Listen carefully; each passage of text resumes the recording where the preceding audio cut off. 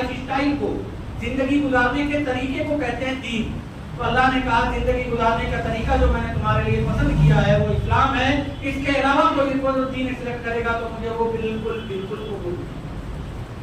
अब एक चीज, आखिरी चीज जो मैं अर्ज करना चाह रहा था, ये अकली चीज जो आप लोगों से सवाल होगा तो आप उस पर जवाब दे सकते हैं।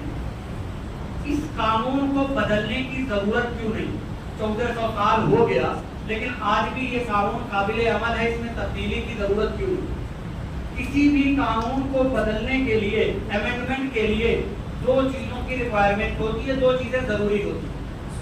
पहली चीज कि उस कानून को बदलने का उसके पावर हासिल हो, ताकत हो, उसको पूरा इख्तियार हासिल हो। जैसे पार्लियामेंट, दिल्ली की पार्लियामेंट ने अगर कोई कानून बना दिया तो बिहार की असेंबली उसको बदल नहीं सकती, उसको बदलने का